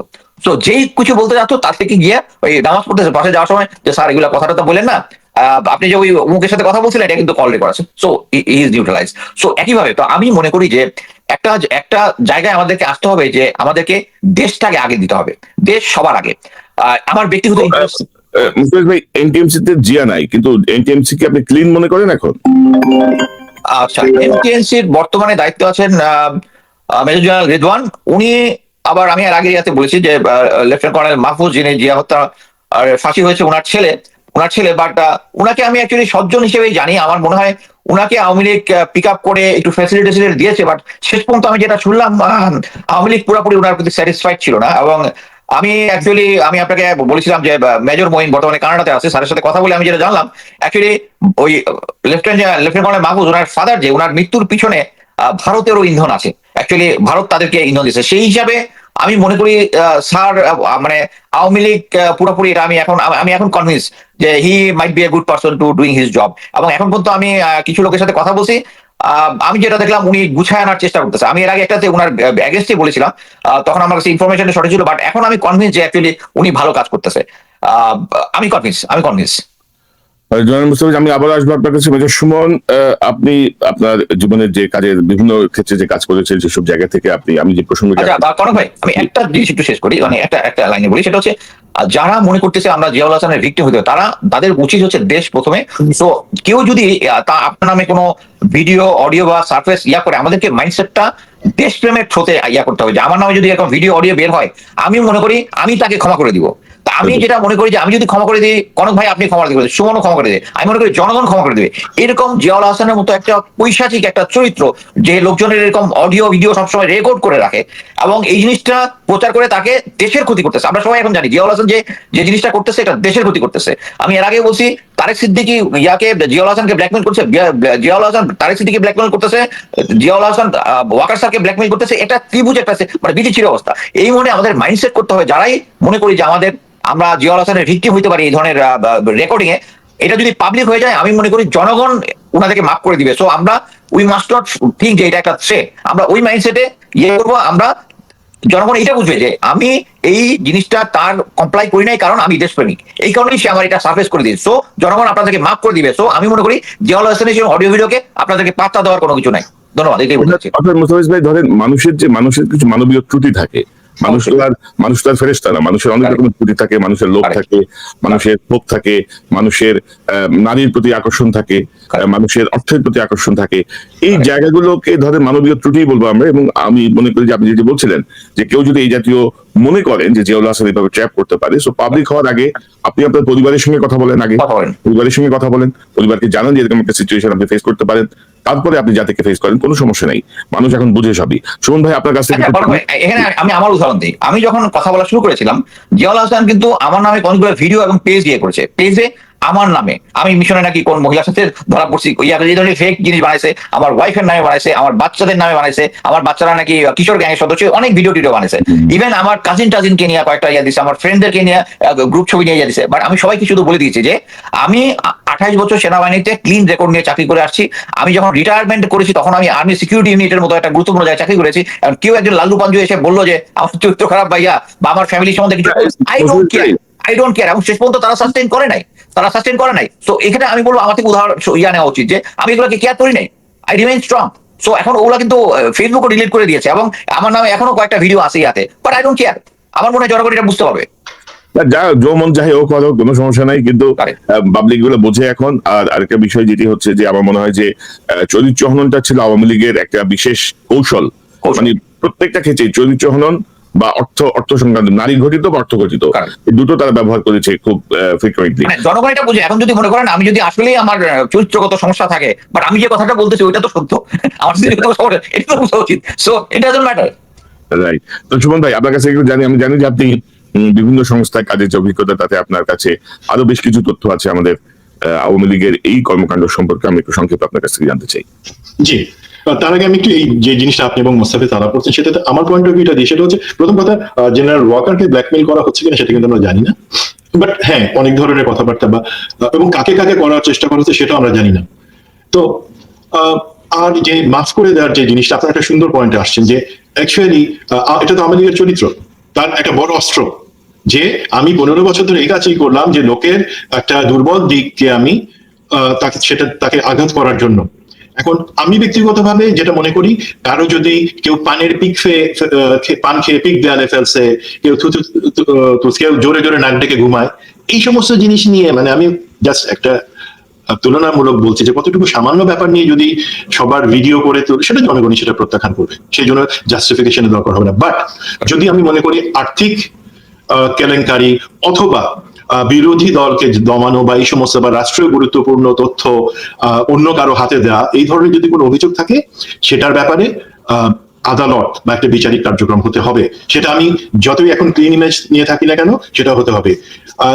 চারিত্রিক দুর্বলতা নিয়ে যে জিনিসটা আরেকটা জিনিস হতে পারে, কোনো এভিডেন্স, যে সেক্ষেত্রে আমার মনে হয় ফ্যামিলির কাছে, আপনি যেটা কোনো ভাই বললেন, ফ্যামিলির কাছে পরিষ্কার করে বলা। সেটা যে কেউ হতে পারে, যে একজন উপদেষ্টা পরিষদের লোক হতে পারে, একজন ব্যবসায়ী হতে পারে, পুলিশের লোক হতে পারে, সশস্ত্র বাহিনীর হতে পারে, যে কেউ। সেই জায়গাটাতে ফ্যামিলির কাছে, এবং তারা মাফ করে দিলে আমাদের কাছে বলার কিছু নাই। বাট যদি থাকে যে রাষ্ট্রের সাথে বেইমানি, সেটা অবশ্যই তদন্ত হতে হবে। আর তদন্তের ক্ষেত্রে আমাদের কিন্তু মনে রাখতে হবে যে এখন হচ্ছে আর্টিফিশিয়াল ইন্টেলিজেন্সের যুগ, এবং আমি যেহেতু সফটওয়্যার ইঞ্জিনিয়ারিং এর সাথে আছি, আমি একজন সলিউশন আর্কিটেক্ট এখানে, আমি জানি কিভাবে আর্টিফিশিয়াল ইন্টেলিজেন্স এখন কোন লেভেলে চলে গেছে। সুতরাং এই যাদের কথা বলা হচ্ছে, যারা আওয়ামী গোয়েন্দা, তারা এই জিনিসটা তো ফেক হিসাবেও বানাতে পারে, জনগণ এই জিনিসটা বুঝবে। এবং মানে জাস্ট আমার অ্যালগরিদম, আমার কথা বলার, আমার যেই ভোকাল কর্ডের অ্যালগরিদমটা, আমার ফেশিয়াল অ্যালগরিদম, এই দুটাকে মিক্স করেই যে কোনো কিছু এখন বানানো সম্ভব, আমি বিশ্বাস করি। এবং আমি দেখছি কিন্তু কনক ভাই, যে এই যে আমরা যে 4 জন জেনারেলের চাকরি থেকে বিদায় দেওয়ার যেই ঘটনাটা দেখলাম, দেন আমাদের প্রধান উপদেষ্টা ডক্টর ইউনূস, উনি যেই 6টা কমিটির কথা বলেন, কমিশনের কথা বললেন, এগুলা কিন্তু হচ্ছে আমরা এখন এই প্রথম দেখতে পাচ্ছি যে একটা পদক্ষেপ। হ্যাঁ, তাহলে আগাচ্ছে, যখনই আমরা দেখি আগাচ্ছে, আমরা সময় দিতে রাজি আছি। তার আগে আমরাই বলেছি, মোস্তাফিজ বলেছে, আপনি বলেছেন, সব সাংবাদিক জোর করে বলেছে যে না, আমরা পরিবর্তনটা দেখতে চাই, কিছু আমরা 2 পা 3 পা আগানোটা দেখতে চাই সেটা। সুতরাং এই যে কাজটা গত 2-3 দিনে হইলো, সেটাতে আমি কিন্তু মনে করি, কারণ এই যে কথাটা চালু আছে যে ব্ল্যাকমেল করার চেষ্টা হচ্ছে বা হচ্ছে, সেটা কিন্তু এক সপ্তাহ ধরে চলছে। আমিও কিছু কিছু জানি, যেটা আমি শেয়ার করবো। বাট আমি বুঝতে পারছি আমাদের দেশের সরকার, সেনা নেতৃত্ব, তারা কিন্তু ভয় পায় নাই। তারা তাদের যেটা জনগণের আকাঙ্ক্ষা সেটা বাস্তবায়নে আগাই যাচ্ছে। সুতরাং আমার মনে হয় না তারা খুব একটা ভীত, আমি সেটা বিশ্বাস করতে চাই। এখন আমি কিছু দুই একটা জিনিস বলবো, এখানে অডিয়েন্স আছে সব বয়সের, সেন্সিটিভ কিছু বা নোংরা কিছু কথাবার্তা চলে আসে, আমি সেটা অ্যাভয়েড করার চেষ্টা করবো। তার আগে একটু বলিনি যে কেন এই ধরনের শুধুমাত্র একটা ব্যক্তিকে ক্ষতি করার জন্য বা তাকে চাপে রাখার জন্য কি এই ধরনের ব্ল্যাকমেইলিং করা হয়, বা যেটা গোয়েন্দারা করেন বা আওয়ামী গোয়েন্দা যেটা বা আওয়ামী লীগের লোকজন ইনভলভ হয়ে যে জিনিসটা করে, সেটার বেসিক্যালি তিনটা পারপাস থাকে। এক হচ্ছে, এটা হচ্ছে আমরা যেটা বলি খুনি জিয়াউল হাসান বা তারেক সিদ্দিকী বা ডিজিএফআই এরা এই জিনিসটা তার আগে থেকে কিন্তু বেসিক্যালি চর্চাটা শুরু করলো আওয়ামী লীগ, তার যুব মহিলা লীগ এবং ছাত্রলীগকে দিয়ে। একটা পারপাস, সেটা হচ্ছে কাউকে এই ধরনের ব্ল্যাকমেল বা প্রথম কথা ক্যারেক্টার অ্যাসেসিং করে রাখা, সেটার একটা ভিডিও নেয়া, যার মাধ্যমে তারা তাকে চাপ দিয়ে বেশ টাকা আদায় করবে তৎক্ষণাৎ, এবং পরবর্তীতে তাকে ব্যবহার করে বিভিন্ন ধরনের সুবিধা নেবে। এইটা একটা লক্ষ্য তাদের। দুই নম্বর হচ্ছে তারা এই তথ্যগুলা, যেই তার দুর্বলতার দিক থেকে যে অডিও ভিডিও যেগুলো আছে, সেগুলাকে বিভিন্ন গোয়েন্দা সংস্থা, সেটা দেশে অথবা বিদেশে হোক, তাদের কাছে তারা রাখবে, যে পরবর্তী যে কোনো সময়ে সেই জিনিসটা তাদের বিরুদ্ধে ব্যবহার করা যায়। কেউ যদি একটু ট্যাকল করার চেষ্টা করে, তখন বলা হবে তোমার কিন্তু এটা আছে, সাবধান, উল্টাপাল্টা করার চেষ্টা করো না। এটা দুই নাম্বার, যেটা তারা বিভিন্ন গোয়েন্দা সংস্থা বা বিভিন্ন প্রতিষ্ঠান, পুলিশ বা তাদের কাছে তারা সরবরাহ করতো এবং মোটা অঙ্কের টাকা তার বিনিময় নিত। তৃতীয় যেটা হচ্ছে, খুনি পতিত শেখ হাসিনাকে তারা এই জিনিসগুলো দিত এবং সে আগ্রহ সেই জিনিসগুলো নিল, এবং ইনফ্যাক্ট সে তাদের কাছ থেকে যখন এই ধারণাটা পাইলো এটা তো অনেক কাজের ওষুধ, বড় ভিটামিন একটা, তখন সে করলো কি, এই যে আমরা এখন ডিজিএফআই কে বা অন্যান্য এনএসআই কে, পুলিশ, ডিবি, তাদেরকে দোষ দিয়ে এই কাজগুলোর জন্য, সেই বললো যে এটা একটা ভালো ওষুধ, তোমরাও সেই ওষুধ বানাও। তো তারা তার হাতে দিত কি কারণে? সে করতো কি, দুর্বল লোকগুলাকে খুঁজে বের করতো। দুর্বল লোক খুঁজে কেন দরকার একটা সরকার? তাতে স্ট্রং লোক দরকার না। আপনারা দেখবেন হাসিনা যাদেরকেই তার গুরুত্বপূর্ণ জায়গায় মনোনয়ন দেয়, তাদের কিছু চারিত্রিক বৈশিষ্ট্য আছে। হয় তাকে খুনি হইতে হবে, অথবা তাকে হতে হবে তার বিভিন্ন ধরনের চারিত্রিক দোষ, সেটা মহিলা অথবা এই সংক্রান্ত হতে হবে। তিন নাম্বার হতে হবে, হলে ভালো, সে যদি একটা বিচ্ছিন্ন বা অথবা তৃতীয় লিঙ্গের কেউ হয়। আপনারা দেখেন ওবায়দুল কাদেরকে দেখেন, আওয়ামী লীগের অনেক ভালো লোক থাকা সত্ত্বেও তাকে সে করছে বিকজ সে জানে কিছু জিনিস। আমাদের যাদেরকে প্রেসিডেন্ট করা হয়েছে, আব্দুল হামিদ এবং পরবর্তীতে Chuppu, Chuppu is not my president, হ্যাঁ আমি তাকে চুপ্পু বলেই রাখবো, he is not my president. মানহানির মামলা করুক 100টা, নো প্রবলেম, চুপ্পুর বাইরে আমি একটা শব্দ বলবো। তো চুপ্পুর চরিত্র কি আমরা জানি। তো এই ধরনের লোকে কেন বসানো সেখানে? যাতে তার ক্ষমতাটা নিরঙ্কুশ থাকে এবং এদের অফিস বা এদের সিগনেচার ব্যবহার করে যা করতে বলা হয় তাই করা হবে। তো এইটা ছিল 3 নাম্বার উদ্দেশ্য। এখন আসি কাদেরকে দিয়ে, এটা কি শুধু ডিজিএফআই বা ছাত্রলীগ, যুব মহিলা লীগ না, এর সাথে নেক্সাসটা একটু বুঝতে হবে। সেটার জন্য আমি একটা ঘটনা বলবো। এই নেক্সাস বা এই যে চক্রটা, সেটাতে আওয়ামী লীগের লোকজন, সরকারি গোয়েন্দা সংস্থার লোকজন, আওয়ামী লীগ বলতে আমি যুব মহিলা লীগ এবং যুব লীগকেই বেশি করে বলছি, সরকারি গোয়েন্দা সংস্থা, পুলিশ এবং কিছু রাষ্ট্রের থেকে কিছু সরকারি কর্মকর্তা, তাদের নিয়ে একটা নেক্সাস তৈরি হয়, যারা এই জিনিসটা একজন আরেকজনের সহযোগিতায় করে। আমি দর্শক ভিউয়ারদেরকে বলছি, আমি কিন্তু কাউকে ডিসক্রেডিট বা কারো চরিত্র হননের জন্য এখন এক্সাম্পলটা দিব না। আমি দিব যে অ্যাকচুয়ালি কিভাবে তারা একটা লোককে দিয়ে তাকে ভিক্টিমাইজ করে, ব্ল্যাকমেইল করে তার থেকে স্বার্থ আদায় করতে চায়।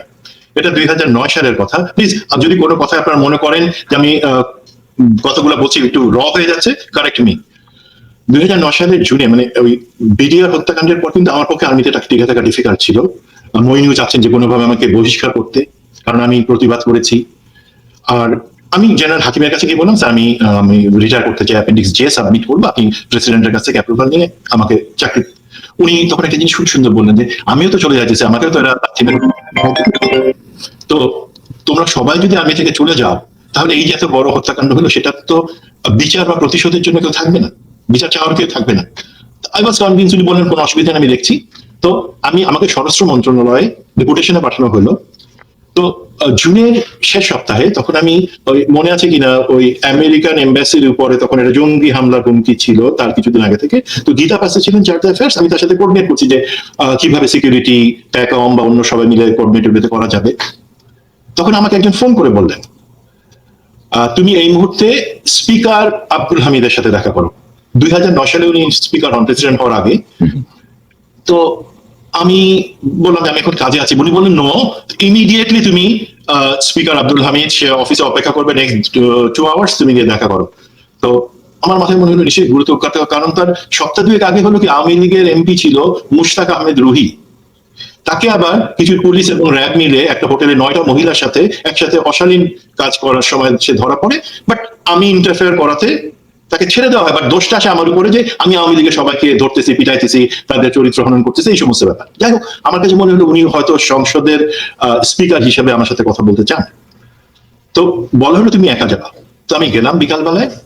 তো উনি ওই সামনের লনে আমার সাথে বসে বললেন যে একটা ব্যাপারে ডাকছি, আপনি আমার কথাটা শুনেন, বাট 2টা শর্ত। একটা হচ্ছে এই জিনিসটা আপনি আর কারোর সাথে শেয়ার করতে পারবেন না, এবং আমি যদি একজনের কথা বলি শুধুমাত্র আপনি তার কাছেই শেয়ার করবেন এবং কোনো এভিডেন্স বা কোনো কিছু রাখবেন না, আপনার কাছেও না, তার কাছেও না, সব ধ্বংস করে দিতে হবে। তো উনি যখন একটা স্পিকার, দেশের 3 নাম্বার লোক অর্ডার অফ প্রেসিডেন্সে, উনি আমাকে এই কথা বলেন, আমার তখন কিন্তু মোটামুটি একটু মানে টেনশনের মধ্যে আমি, যে কি ধরনের এত বড় জিনিস।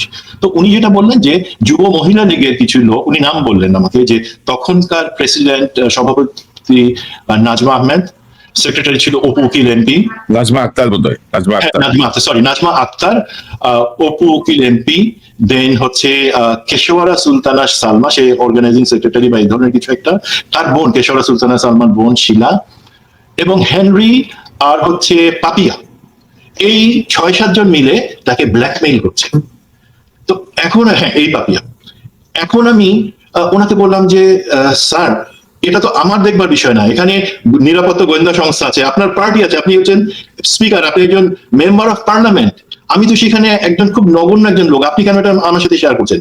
তুমি তখন একটা ওনাদের কিশোরগঞ্জের আঞ্চলিক ভাষায় বললেন যে কি থাকলে নেতা, না থাকলে তেনা, এই ধরনের একটা কথা বলে বললেন ভাই আমি কারোর সাথে যোগাযোগ করতে পারবো না, এটা আমি আপনার কথা শুনছি, মানে যে আমাকে রিকোয়েস্ট করে বলছিল, আমি আপনাকে সরাসরি বলেছি, তিনি আমাকে অনেক উপকার করছেন অনেক জায়গায়। তো সে বলছে যে না, আপনার সম্মানহানি না হয় সেইভাবে সেই জিনিসটা ডিল করে দিতে পারবে, আপনার কোনো সমস্যা হবে না। তো আমি বললাম যে স্যার ঠিক আছে, তো আপনি তো তাদের ডেকে কথা বলতে পারেন, আপনি একটা পলিটিক্যাল, তারা এত সাহস পায় কিভাবে? তখন সে বললো না, এদের কাজই হলো এটা, আর আমার কথা বললে শুনবে না, আমি তো আসলে ওই রাজনীতি করার মাঠের রাজনীতির নেতা না, আমি হয়েছি স্পিকার, হয়তো প্রেসিডেন্টও হবো আপনাদের দোয়া থাকলে, তো এই জায়গায় আমাকে অবশ্যই হেল্প করতে হবে। এবং বাট ওনার কথায় এমন যে উনি খুব ভয় পাচ্ছেন, খুব বিধ্বস্ত, তা কিন্তু আমার মনে হয় না। উনি চাচ্ছিলেন যে এই জিনিসটা যাতে না হয়। তো সেই অনুযায়ী আমি কারোর সাথে আলাপ করার সুযোগ ছিল না। আমাকে বললেন উনি তখন যে আপনি কাজ, তাদের কোনো সহযোগিতার জন্য শুধু একজন বাহাউদ্দিন নাসিম, আওয়ামী লীগের তখন সম্ভবত দপ্তর সম্পাদক অথবা প্রধানমন্ত্রীর কার্যালয়ে উনি প্রধানমন্ত্রী পিএস হিসেবে ছিলেন, তো তার সাথে যোগাযোগ করতে বললো। আমি তার সাথে যোগাযোগ করলাম, বললাম একটা ব্যাপারে আমি আপনার সাহায্য চাই। উনি বললো যে হ্যাঁ অসুবিধা নেই, আমাকে আব্দুল হামিদ ভাই বলছে। ওকে, তো তার সাথে ফার্ম গেটে কৃষিবিদ ইনস্টিটিউট আছে, সেখানে আমি দেখা করলাম পরের দিন, ধরেন সকাল 9টা 9:30 হবে। তাকে আমি বললাম যে আমার কাছে এই জিনিসটা বলা হয়েছে, এখন আপনি আমাকে কিভাবে হেল্প করতে পারেন? আমি চাই এই জিনিসটা বাইরে কোথাও লিক হবে না, হাজার হোক, আমরা যেই জায়গায় থাকি না কেন, আমাদের কাছে কাউকে পচানো না, কারণ সম্মানহানি করা না। কেউ ভিকটিম থাকলে ঠিক আছে, সে নিজে থেকে যদি সঠিক পথ খুঁজে পায় সেটা আল্লাহ ইচ্ছা, আদারওয়াইজ আর যে সরকারের ব্যাপার বদনাম। তো আমি বললাম যে একটা আমি চাই আপনি এই কয়জনকে আমার সামনে আনবেন, কোনো কিছু বলবেন না। তো তারা আসলো, এই 6 জন আসলো, এর মধ্যে হেনরি আসে নাই, সে বোধহয় বাইরে ছিল, পাপিয়া থেকে শুরু করে শিলা, কেশওয়ারা সুলতানা সালমা, এরা সবাই আসলো। তো তাদেরকে যখন একটা রুমে নিয়ে বড় হলো, আর কেউ ছিল না, বাইরে শুধু আছে ছেলে পেলে, ছাত্রলীগ যুবলীগে তারা এমনি হাঁটাহাঁটি করতেছে।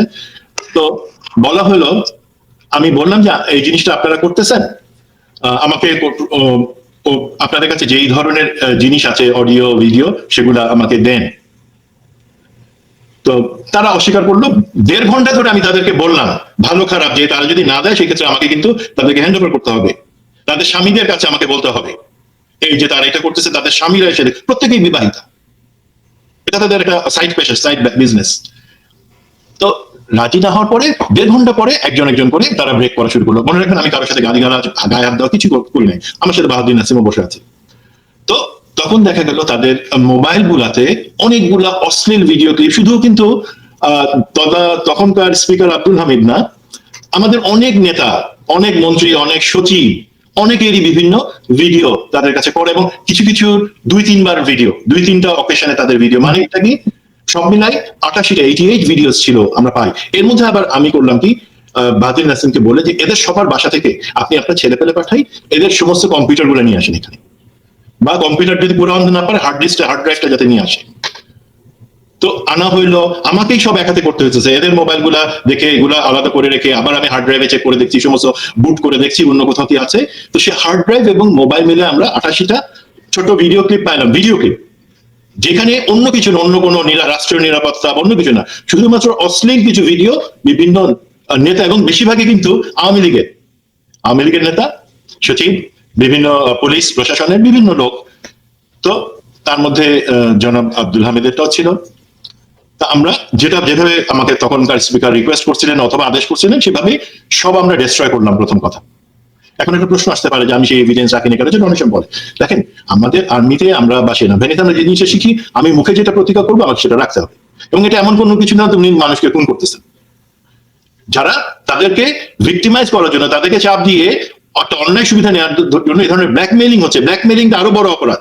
কারো চারিত্রিক যে দুর্বলতা থাকে সেটা সামাজিক ভাবে অপরাধ, বাট ব্ল্যাকমেইল করে সেটা সুবিধা নিয়ে দেশ এবং জাতিকে ভয়ানক জায়গায় ঠেলে দেওয়া, সেটা কিন্তু আরো বড় অপরাধ আমার কাছে। সেটাই সুতরাং আমাকে বলা হয়েছে, আমি সব ডিলিট করলাম।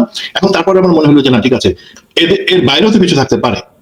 তো তখন আমি এদেরকে সবাইকে বসে একসাথে তারা বসলো, আমি বাহাদুর নাসিমের ফোনটা ব্যবহার করে তাদের একটা বিবৃতি নিলাম যে তারা এই ধরনের কাজ করে এবং করে আসছে, এবং তারা একটা ওয়াদা করলো, অপু, উকিল, নাজমা, কেশর, সুলতানা, সালমা, এরা সবাই বললো যে না, আমরা এই ধরনের কাজ করছি এবং ভবিষ্যতে এমন কাজ আর কখনো করবো না। তার জন্য করতে হলে আমরা আদালতে যাওয়া বা যে কোনো শাস্তি মাথায় পেতে নিব। তো বাহাদুর নাসিম সেটা রাখলেন। আমি তখন আপত্তি করি না যে আপনি আমাকে একটা কপি দেন বা কিছু। ওনাকে দেখে আমার কাছে মনে হয়েছিল যে না, উনি যে কথা বলেন সেটা উনি রাখবেন। বাট পরবর্তীতে জানি কিছুটা বিভিন্ন জায়গায় গেছে।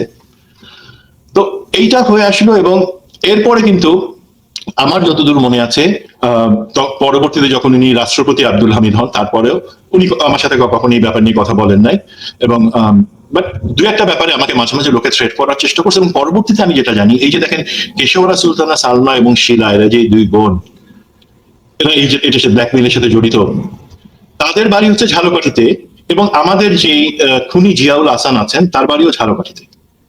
আমি সেটা তখন জানতাম না। তারা পরে এই খুনি জিয়াউল হাসানের সাথে প্যাক করে এই জিনিসটা জানাই, এবং পরবর্তীতে আমরা জানি ডিবি হারুন, খুনি জিয়াউল হাসান এই জিনিসটা ভালোভাবে করে, এবং খুনি জিয়াউল হাসান এবং তার লোকজন বা ডিজিএফ এর লোকজন, কিন্তু র্যাবের লোকজন এই পদ্ধতিটা অনেক সময় কাজে লাগাইছে। শুধুমাত্র এটা যে এক খুনি জিয়াউল হাসান তা না, অনেকে এই জিনিসটা, মানে আওয়ামী লীগের হয়ে এই পদ্ধতিটা যে ব্ল্যাকমেইল করা হবে সেটা। বাট যখন জিনিসটা আমি লেটার অন রিয়েলাইজ করতে পারি, যখন দেখি আমি আমার নামে আওয়ামী লীগ থেকে অনেক মামলা দেওয়া হয়েছিল আমি অবসরে যাওয়ার পরে, কারণ আমাকে বাধ্য হয়ে, তারা আমার বাচ্চাদের সহ আমার স্ত্রী তারা স্কুল থেকে আনতেছে, সেই অবস্থায় আওয়ামী লীগের লোকজন গাড়ি ভাঙচুর করে দিছে, গাড়িতে আগুন লাগাই দিছে। তো এই অবস্থায় আমাকে বাধ্য হয়ে আমাকে রিটায়ার করতে হয়, এবং রিটায়ারমেন্টের পরে যেটা করে তারা অনেকগুলা মামলা করে আওয়ামী লীগ, এবং তার মধ্যে কিছু কিছু মামলা, 4টা মামলা সম্ভবত এই লোকজন, অপু, উকিল, কেশরা, সালমা, এরাই করে বিভিন্ন ধরনের নারী নির্যাতন বা অন্যান্য কথা বলে। এবং আদালতের কথা বলি, আদালতকে আমি বারবার বলার চেষ্টা করছি যে আমি তো সেই সময় দেশেই ছিলাম না, বা আমি বাইরে ছিলাম। তার না একটা অভিযোগ আসছে, কোনো এই ক্ষেত্রে প্রশ্ন নেই, তারা এইভাবে জিনিসটা তাদেরকে সাপোর্ট করে গেছে। এখন যেটা আমি বলতে চাচ্ছি ইম্পর্টেন্ট, যে যাদেরকে এইভাবে ব্ল্যাকমেইল করা হয়, ঘটনাটা কি হয়, একটা অবস্থায় তাদেরকে ভিডিও করে বলা হয় তোমারটা কিন্তু আমরা ভিডিও করছি, এখন সে যদি প্রতিবাদ করতে চায় তাকে সেখানে মারধর করা হয়। নিচে বাইনাও ডিএমপি কমিশনার তখন ছিল শহীদুল হক, পরে আইজিপি এবং এখন গ্রেফতারকৃত, সে হচ্ছে শহীদুল হক। তার একটা টিম, তাদের সাথে আমি যেটা বলি নেক্সাস, তার একটা পুলিশের টিম নিচে থাকতো। পরবর্তীতে র্যাবের টিম 2-3 বছর পরে সেটার জায়গায় র্যাবের টিম আসে, অথবা ডিবির টিম, অথবা ডিএমপির একটা পুলিশের, তারা বলেই রাখতো কল করে, যখনই তারা এমন একটা শিকারকে নিয়ে আসছে কবজে করে, একটা টিম থাকতো সেখানে। এবং সাংবাদিক থেকে এটিএন বাংলা সাংবাদিকদের টিম একটা থাকতো, যারা এসে নিচে দরজায় নক করতো, যখন দেখা যেত না সে হয়তো প্রতিবাদ করবে বা বলবে, যে সে তো বুঝতে পারতেছে যে আমাকে সাজানো একটা প্লটের মধ্যে থেকে আমাকে, আমার পরিবারকে এবং অনেক কিছু ধ্বংস করে দেওয়ার একটা ভয় আছে, তখন একটা সাংবাদিক টিম সেখানে চলে আসতো। আবার আমরা তো জানি এখানে এমন হচ্ছে, এখন আমরা সেটার একটা লাইভ করব, এই ধরনের একটা ভিডিও, সেটা কখনোই লাইভ হতো না। এটা হচ্ছে নেক্সাস, যেখানে যুব মহিলা লীগ এবং পরবর্তীতে জিনিসটার দায়িত্বে র্যাব, অন্যান্য গোয়েন্দা বাহিনী, তারাও যুক্ত হয় এই একই নাটকের জন্য। বাট শুরুটা হলো আওয়ামী লীগের যুব মহিলা লীগের মাধ্যমে, এবং তাদের সাথে একসাথে হাত মেলায় আমাদের ডিএমপির লোকজন, ডিবির লোকজন এবং মিডিয়ার লোকজন, তাদেরকে একটা গ্রুপ বা গ্যাং ছিল যারা এইভাবে করে আসছে, এবং যে কারণে তারা চাচ্ছে এবং তারা এটা বছরের পর বছর করছে, তাদের বিশ্বাস এইভাবে তারা লোকজনকে হেনস্থা করবে, চাপ দিয়ে তাদের স্বার্থ আদায় করবে, বা সুমন ভাই ধরেন তারা সেটা আরো অস্ত্র হিসেবে ব্যবহার করতে চায়। বাট আমি আপনাদেরকে বলে দিই, সো লং আমরা আপরাইট আছি, তারা এইসব নিয়ে কিছু করতে পারবে না ইনশাল্লাহ।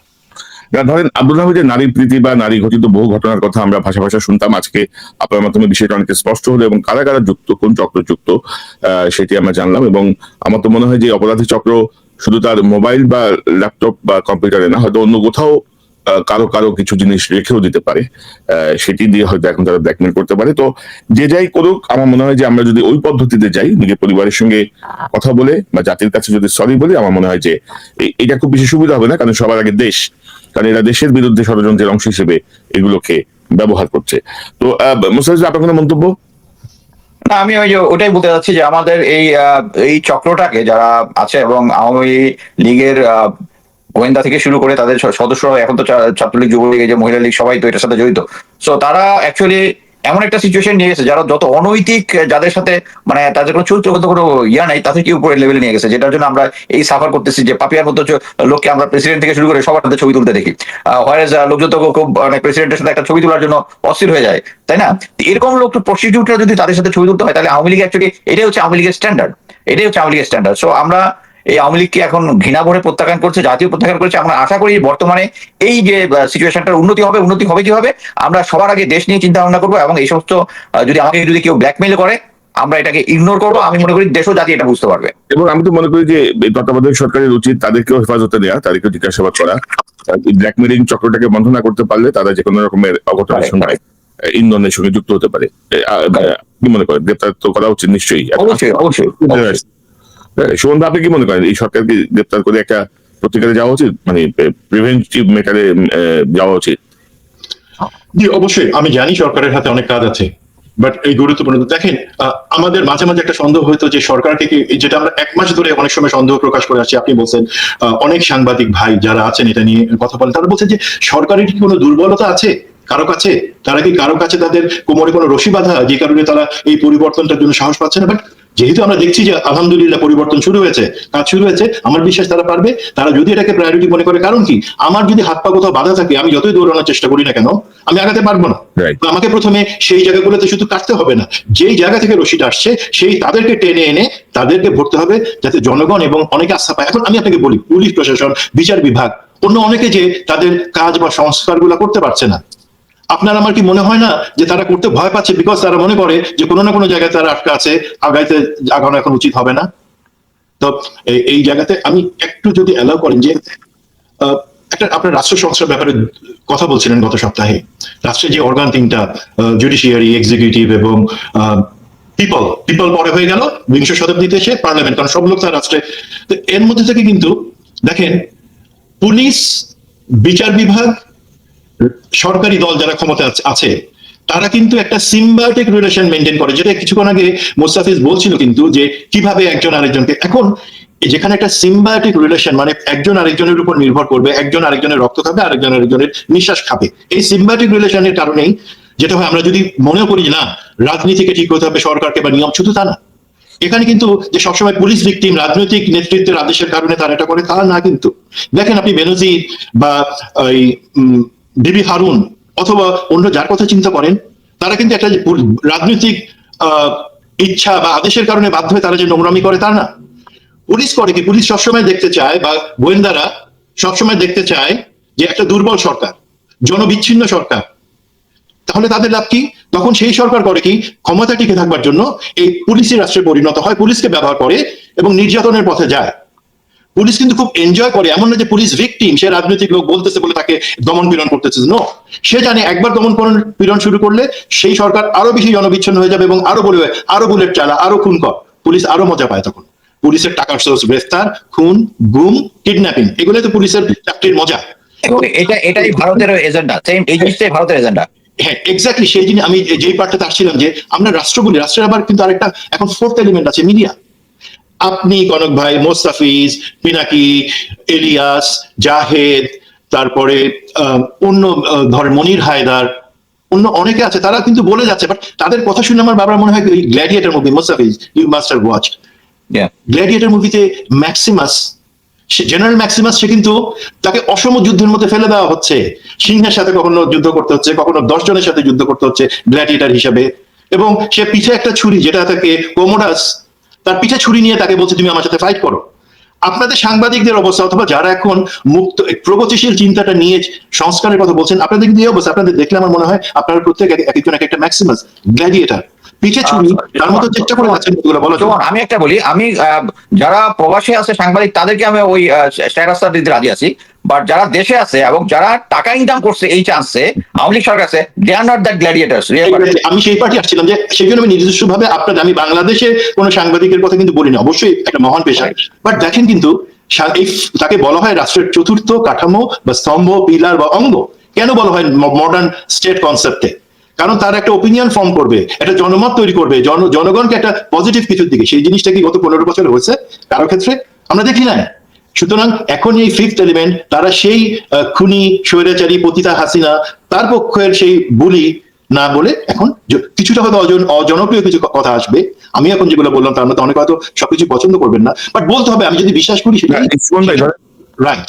ধরেন আমরা প্রায় 1 ঘন্টা বেশি কথা বলছি, আমি যদি একটু বলি যে ধরেন যুব মহিলা লীগ বা পাপিয়া বা এই যে যাদের নাম আসলো, অপু উকিল, নাজমা আক্তার, এরা কিন্তু শিক্ষিত এবং এরা কিন্তু মোটামুটি তাদের জায়গায় জনপ্রিয়।